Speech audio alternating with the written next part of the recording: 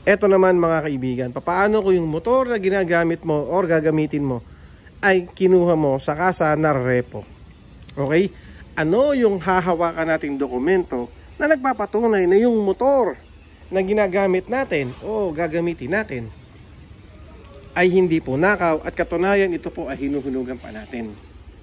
So mga kaibigan, ang kailangan nyo lang dalhin at kailangan nyo gamitin, syempre, huwag nyo kakalimutan muna yung ORCR, tsaka syempre yung driver's license mo.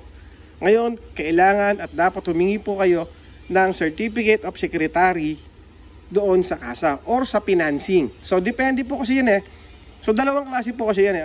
Yung kasa po, ito po yung nag-release ng motor. Yung financing po, ito po yung mismo nag-finance at yan po yung humahawak ng ating mga certificate at yung po ang ating mga ORCR.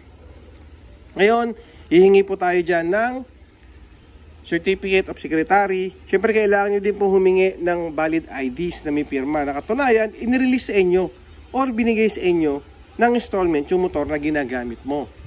Then, mas maganda, humingi na rin po tayo ng deed absolute sale. Nakatunayan nga po, yung motor na ginagamit mo ay, ito po, ay installment or sabihin natin na hinuhulugan mo sa kanila. Okay? So, yan lang po ang dapat natin dalhin. Huwag po tayong masyadong mag-alala kung wala po tayong hawak na ibang certificate kasi nga po yung motor natin ay repo or second. Kasi alam naman natin na ang repo ay hindi po sa atin nakapangalan yan. Nakapangalan po yan sa first owner. And yung deed absolute sale po, yan po yung galing din sa kasa. Tapos, kung sakasakali naman po mga kaibigan, ipapalipat nyo yan. Siyempre, kailangan mo pa rin ng deed of sale. So, mga kaibigan, kapag repo po ngayon, medyo mahirap-hirap pong sa mga dokumento ngayon. Kasi nga first owner, tapos pupunta pa po ng kasa or ng financing, tapos meron pa po tayong deed of sale from sa kanila.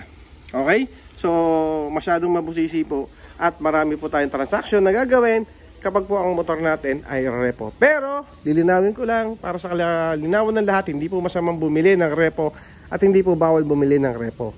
Kailangan lamang maging mapanuri tayo at kailangan lamang na meron tayong mga dokumento para pag dumating yung time na papalipat tayo sa pangalan natin, hindi po tayo masyadong problema at maabala sa ating motor.